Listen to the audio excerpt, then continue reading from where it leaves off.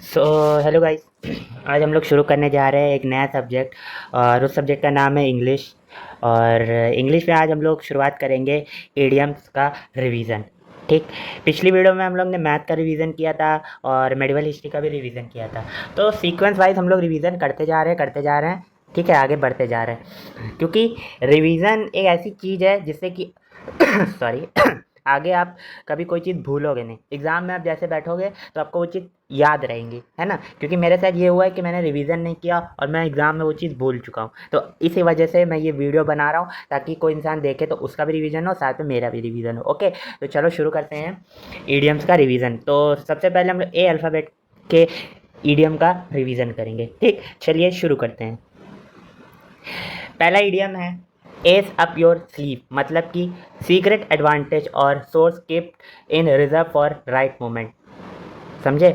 मतलब कि secret advantage, चुपके से तुमने वो चीज़ रखी हुई है और सही समय के आने के बाद आप बाहर निकालते हो। जैसे पहले ज़माने में क्या होता था, पहले ज़माने में यही होता था ना कि जो मतलब आप महाभारत के टाइम का देखो। जैसे महाभारत हुई थी तो अर्जुन और कर्ण का जब युद्ध हो रहा था तो कर्ण ने एक ऐसा शस्त्र था जो बचा के रखा था कि वो सिर्फ अर्जुन के ऊपर चलाएगा, है ना। बट चल गया किसके ऊपर? घटोत्कच के ऊपर। तो यहाँ पे इस इडियम्स का मतलब भी वही कह रहा है कि आप वो चीज़ ऐसी चीज़ है उसको संभाल के रखते हो, सही समय के बाद उसको निकालते हो। ठीक, समझ में आया? आगे बढ़े? ठीक है, चलो, समझ में आ गया। हाँ, दूसरा इडियम दूसरा इडियम क्या कह रहा है? Action speak louder than words, मतलब कि बोलो कम, काम ज़्यादा करो। ऐसा ये इडियम नंबर सेकंड बोल रहा है।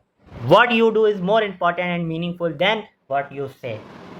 हाँ, जो हर समय बोलता रहता है कि मैं ये कर लूँगा, मैं ये उखाड़ लूँगा, मैं पर्वत उठा लूँगा, है ना। बोलने से कुछ नहीं होता भाई, करके दिखाना होता है। एक्शन, तुम्हारे एक्शन बोलने चाहिए, ना कि तुम्हारे वर्ड। तोते की तरह बोलना नहीं, हमेशा बाघ की तरह अपनी चाल चलनी है। बाघ की तरह मतलब वो जो ईगल नहीं होता, ईगल की तरह। ठीक, आगे बढ़े, चलो। वैसे ये वाला आप बहुत सारे एग्जांपल अगर मैं लूँ इस ईडियम के तो बहुत सारे एग्जांपल बन जाएंगे। जैसे कुछ लोग आपकी ज़िंदगी में होते हैं, आपको बहुत मजाक उड़ाते हैं, कहते हैं कि यार ये कहाँ कुछ कर पाएगा, अरे सरकारी नौकरी की तैयारी कर रहा है। ये कहाँ सरकारी नौकरी में इतना कंपटीशन है, तुम तो जनरल वाले हो तो तुमको कहाँ मिल जाएगी। बट तुम हो समझदार, तुमने अपने साइलेंट में वर्क किया है और तुमने ये ईडियम भी पढ़ा है कि तुम्हें एक्शन ज़्यादा दिखाना है और बोलना कम है। आया बात समझ में? आगे बढ़ते हैं, चलो। ठीक, तो ये वाला ईडियम अपनी ज़िंदगी में भी अप्लाई करना।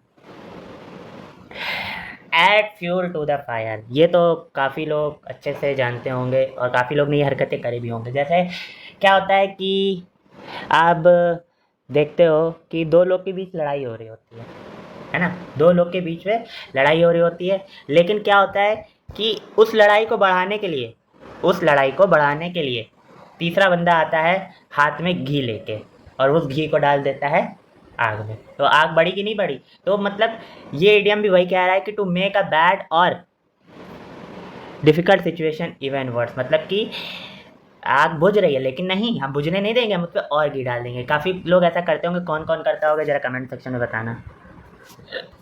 चलो, अगेंस्ट द क्लॉक, मतलब कि अगेंस्ट द क्लॉक क्या? Working urgently to finish something before a deadline. Oh my god, ऐसे क्या होता है कि हमारे कॉलेज वाले हमको दे देते हैं असाइनमेंट। असाइनमेंट देते हैं, कहते हैं कि ये कल पूरा हो जाना चाहिए, है ना।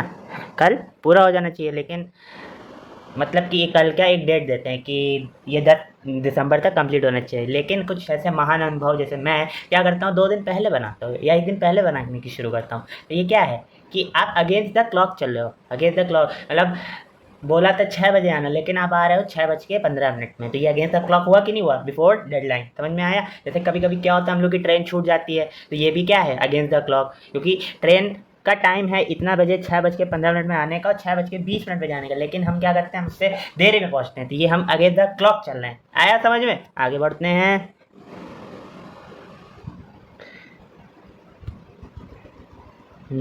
हाँ, अरे चौथा आ गया समझ में ना? पक्का, चलो। फिफ्थ है ऑल ईयर्स मतलब कि फुल अटेंटिव और ready to listen what someone has to say, मतलब एकदम फोकस साइलेंटली होके सामने वाले की बात सुनना, ये है फिफ्थ इडियम्स का टाइप या मीनिंग। ठीक है, फिफ्थ इडियम्स की मीनिंग। चलो, हाँ, all in the same boat मतलब कि इन सेम डिफिकल्ट और चैलेंजिंग सिचुएशन एज अदर, मतलब कि आप एक पुल पार कर रहे हो, वो पुल लकड़ी का है और लकड़ी वाला पुल टूट रहा है धीरे धीरे, लेकिन आप अकेले नहीं पार कर रहे हो, आपके साथ साथ आपके मित्र लोग भी पार कर रहे हो उस खतरनाक पुल को। समझ में आया? ठीक, तो ये क्या है, all in the same boat, all in the same boat कि मतलब कि हर कोई बुरी परिस्थिति में फंस चुका है। मतलब एक वीडियो थी ना, राम राम राम राम राम राम राम राम राम राम, तो ये सेम यहाँ पे भी सिचुएशन ये इडियम्स कह रहा है। समझ में आया? ठीक, तो आज की वीडियो में हम लोग इतना ही रखेंगे, नेक्स्ट वीडियो से कंटिन्यू करेंगे आगे के इडियम्स। ठीक है, बाय।